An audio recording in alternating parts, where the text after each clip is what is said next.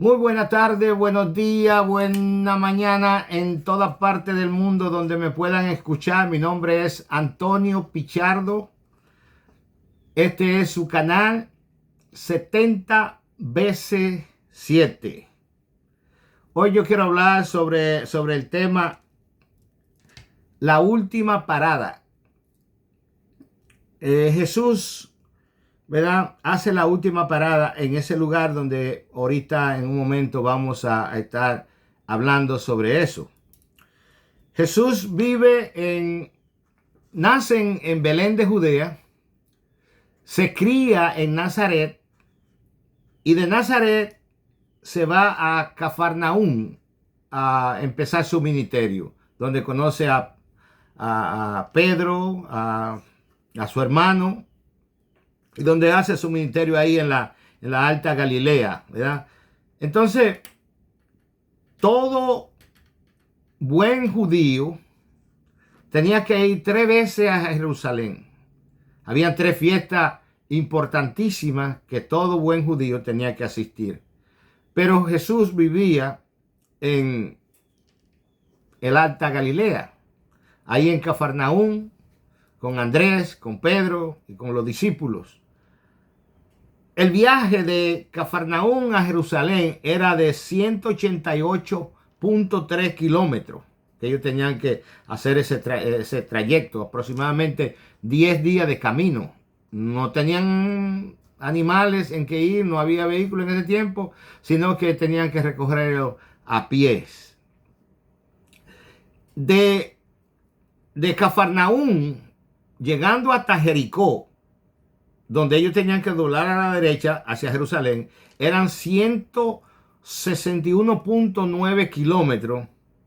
Y de Jericó a donde tenían que hacer la parada, que era Betania, eran de 38.3 kilómetros.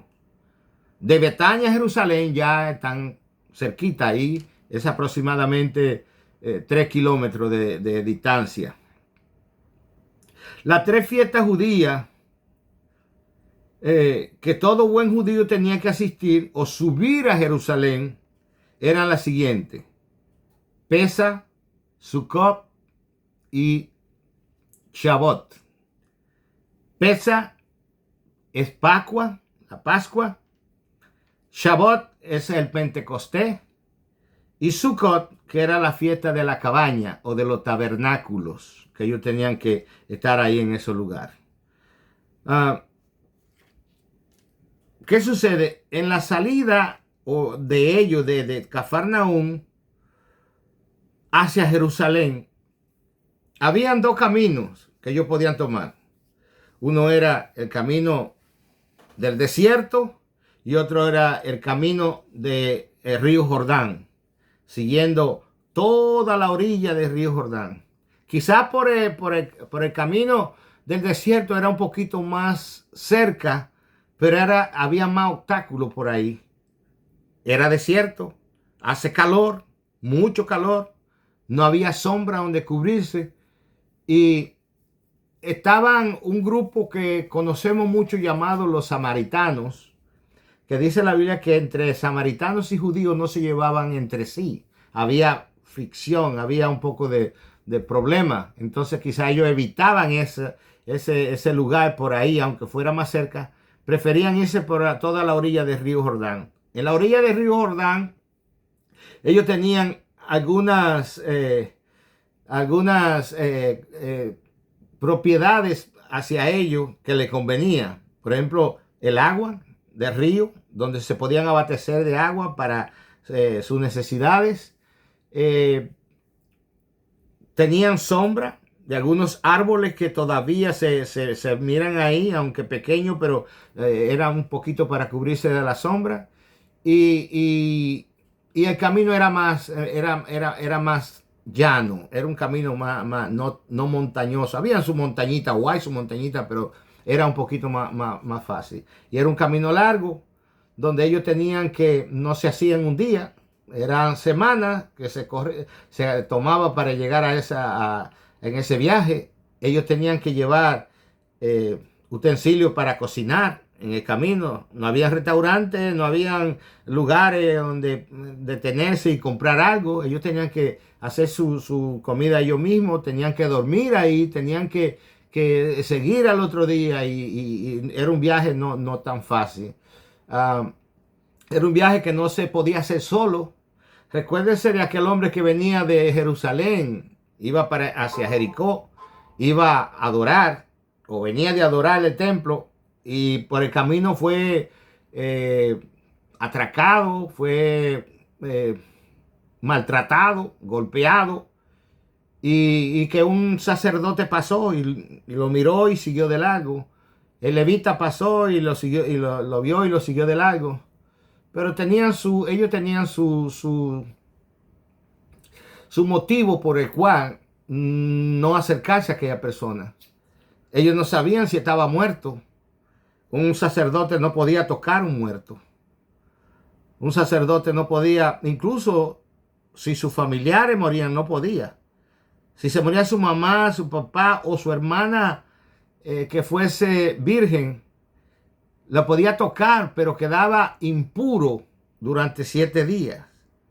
Entonces, era bien difícil para aquella persona. Nosotros miramos como héroe a aquel samaritano que vino y lo limpió, lo aseó, lo llevó al mesón y todas las cosas. Pero se nos olvida las condiciones que tenía un sacerdote, las condiciones que tenía un levita de no tocar un cadáver o una persona, ni tocar sangre.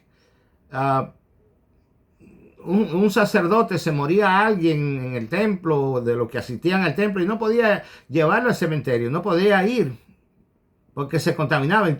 Incluso hasta el día de hoy, los que son hijos de sacerdotes por herencia no pueden entrar a un cementerio.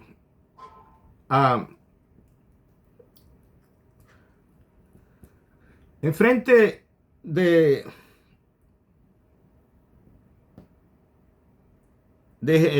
templo de Jerusalén hay un cementerio judío. Ese cementerio, ese le llamamos el Monte de los Olivos. El Monte de los Olivos, ahí no hay olivos ahora. Antes hubieron olivos ahí. Ahora está el cementerio judío, el cual tiene aproximadamente 150,000 tumbas. Y atrás del cementerio está el camino donde se bajaba de Betania al Monte de los Olivos, bajando, llegando al Valle de Cedrón, para inmediatamente subir al templo en Jerusalén. La antigua Jerusalén, la vieja Jerusalén, tiene 8 puertas y hay una puerta que está cerrada, la que está frente al Monte de los Olivos.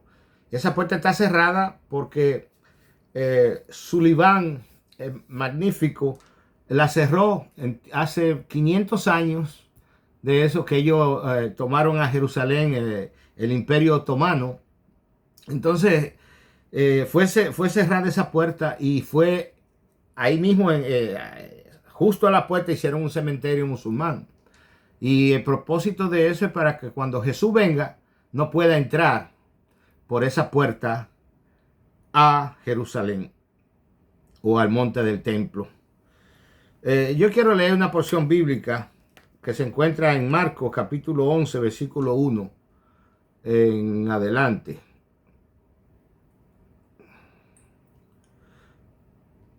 Marcos 11,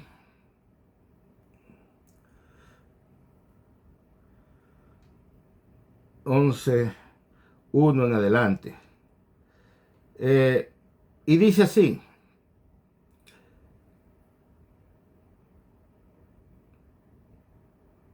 versículo 2. Y le dijo: id a la aldea que está enfrente de vosotros, y luego que entréis en ella hallaréis a un pollino atado en el cual ningún hombre ha montado. Desatadlo y traedlo. Y si alguien os dijere por qué hace eso, decid que el Señor lo necesita y que luego lo devolverá. Jesús llega, como dijimos ya, de Cafarnaúm a Jericó, de Jericó sube a Betania. Y estando ahí en Betania, siempre hacía él una parada. Recuérdense que Betania era la ciudad de Lázaro, de María y de Marta. Entonces él hacía parada ahí en la casa de sus tres amigos, ¿verdad? Que él lo amaba mucho. Si usted se recuerda de la historia de Lázaro y todo lo que pasó con Lázaro, ok. Entonces ahí era su parada de él. Esta era la última parada que él iba a hacer en ese lugar. De tantas veces que él subió a Jerusalén, ya era la última. Estando ahí, Jesús le dice a sus discípulos, vayan a la aldea del frente, que se llama Betfagé, y van a encontrar un burrito atado, desátenlo y tráiganlo. Ese animal nadie lo había montado. La Betfagé significa, Bet significa casa, y Faget significa higos verdes. Bet Tania, Bet casa, Tania, casa del higo maduro. Belén significa Bet, casa, len, pan. Belén, la casa del pan. Quiero leer otro versículo en Lucas capítulo 22 y versículo 10. 22:10. Él le dijo, Jesús, he aquí, al entrar en la ciudad, os saldrá al encuentro un hombre que lleva un cántaro de agua. Seguidle hasta la casa donde entre. Y decid al padre de familia de esa casa, el maestro te dice, ¿dónde está el aposento donde he de comer la Pascua con mis discípulos? Entonces él os mostrará un gran aposento alto, ya dispuesto, preparad allí. La cena. Estaba en el tiempo de la Pascua. Era la fiesta de la Pascua la que se estaba celebrando en ese tiempo, ¿verdad? Jesús le da las indicaciones. Aproximadamente se cree que Jesús podría llegar a Jerusalén, en esos lugares por ahí, aproximadamente un día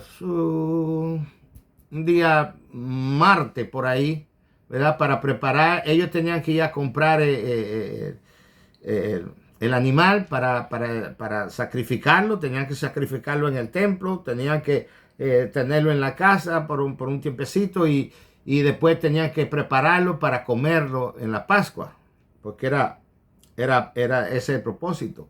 No estaba solamente Jesús y sus discípulos en Jerusalén, habían miles de personas en aquel lugar. Todo estaba lleno por todos los lados y cuántos animales tendrían que matar para esa celebración y Jesús con sus 12 probablemente un cordero era suficiente para ellos para comer, ¿verdad? Ellos tomaron la cena en el cenáculo. Es un edificio que está ahí en el monte Sión, y abajo del cenáculo está la tumba de David, del rey David, y arriba fue donde se celebró la cena del Señor. Se cree que era la casa de Juan Marco en ese lugar, y nosotros estuvimos ahí, mi esposa y yo y un grupo, éramos 41 personas que estábamos ahí en ese lugar, y pudimos caminar y ver ahí, y en ese mismo lugar se celebró la Santa Cena. Quizá usted lo ha visto, quizá usted ha estado por ahí. Una vez que ellos celebran la Santa Cena, comieron, se saciaron. Jesús les dijo, vamos al lugar, o vamos a aquel lugar. Cuando ellos iban caminando,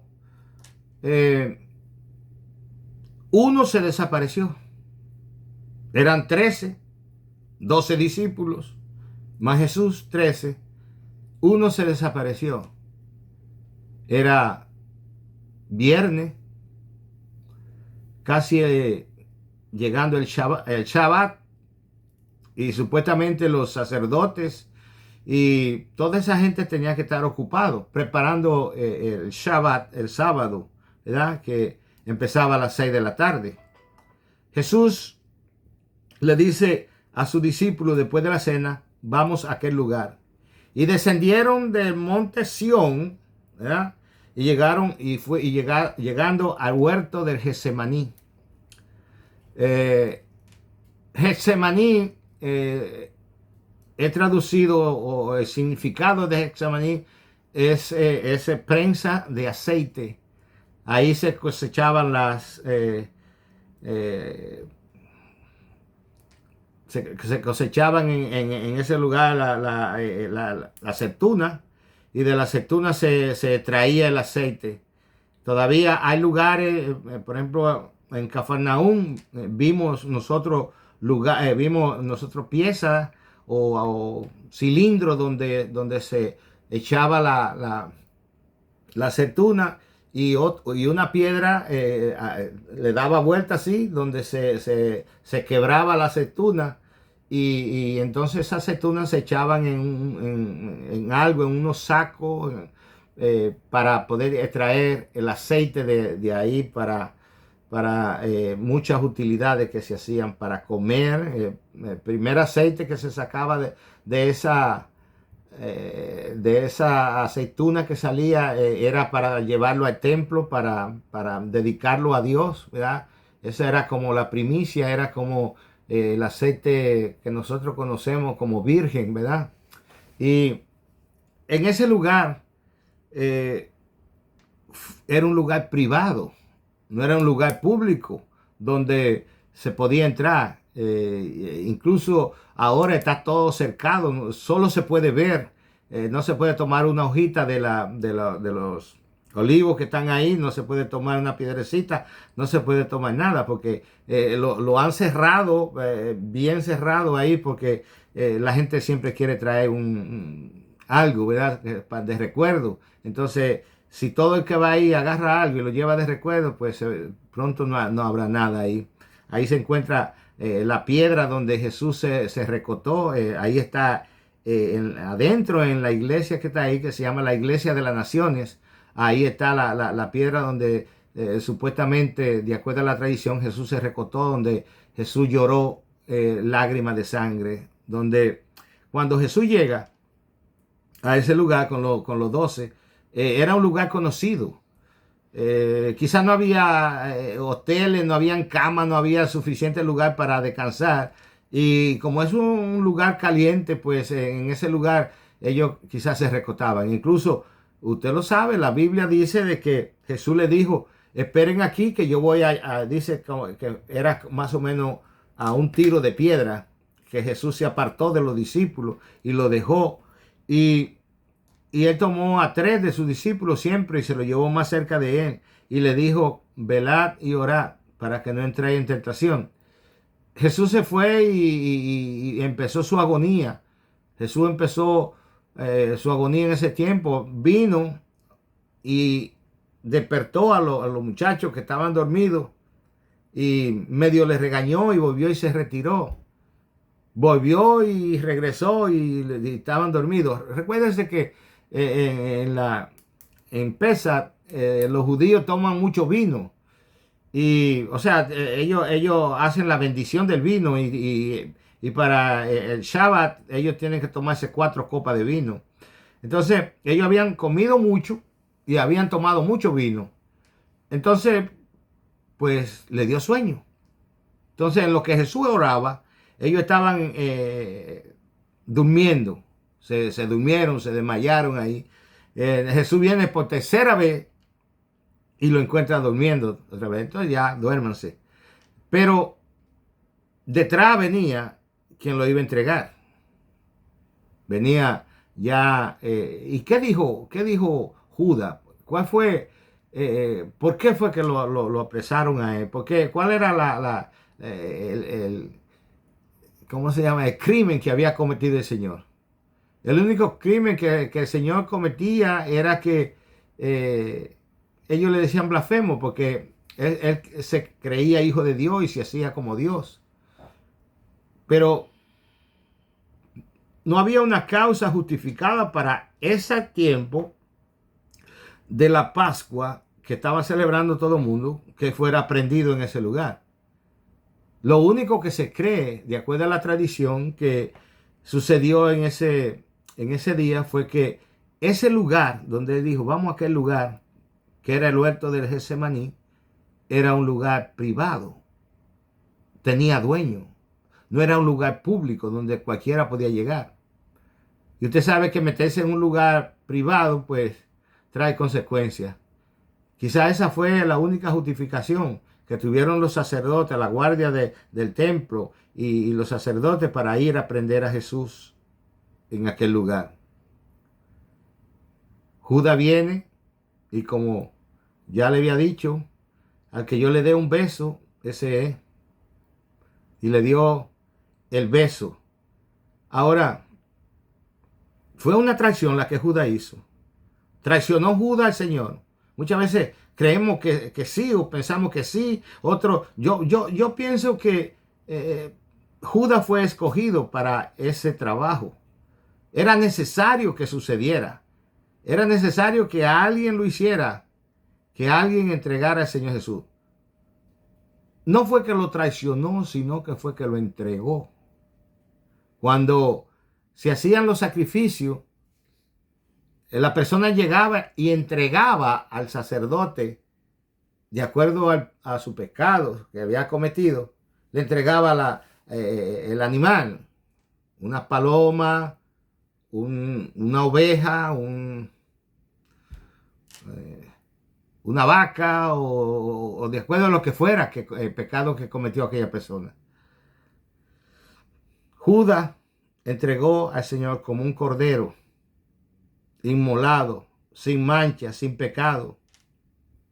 Él se entregó por ti y por mí.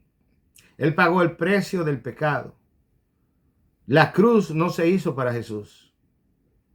Ya había muchos que habían sido crucificados en cruces por el Imperio Romano. Era una práctica ya de no acabar. Y Jesús fue crucificado con aquellos dos, ¿verdad? Cuando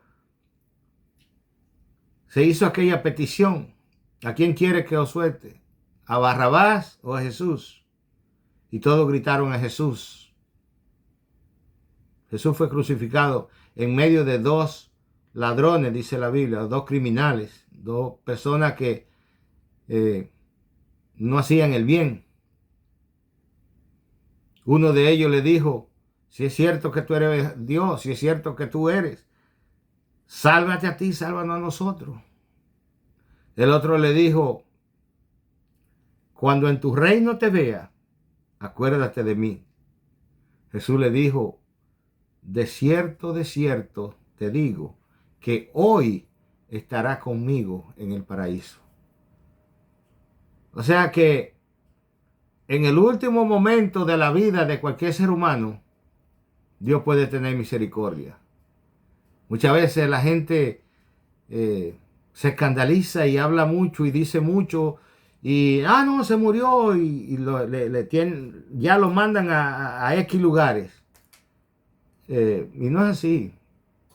La persona puede tener un encuentro con el Señor en sus últimos momentos de su vida. Ese hombre lo tuvo. Ese hombre no conocía a Jesús, no anduvo con Jesús.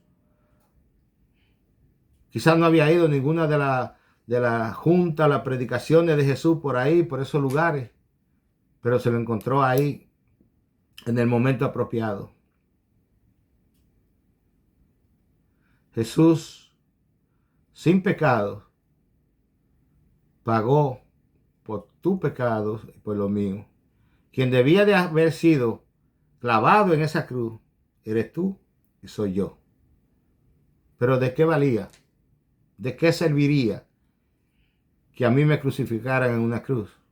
No puedo ni pagar lo mío ni lo tuyo. Pero él tenía la potestad de salvarte a ti y salvarme a mí y salvar toda la humanidad. Y todo aquel que en él cree no se pierda, dice la Biblia, para que tenga vida eterna. Porque de tal manera amó Dios al mundo que dio a su Hijo unigénito, el único, para que todo aquel que en él cree no se pierda, mas tenga la vida eterna. Porque no envió Dios a su Hijo al mundo para condenar al mundo, no, sino para que el mundo fuera salvo por él. Pero, dice el versículo 18 de Juan 3, 18, pero todo aquel que en él no ha creído ya ha sido condenado. Hay pecado, dice Juan, de muerte y hay pecados que no son de muerte. Un pecado de muerte es la blasfemia contra el Espíritu Santo. Dios nos libre. Y el otro pecado de muerte es no recibir al Señor Jesús como su Señor y Salvador. Tú puedes saber si eres salvo. Tú puedes conocer si tú eres salvo dentro de ti.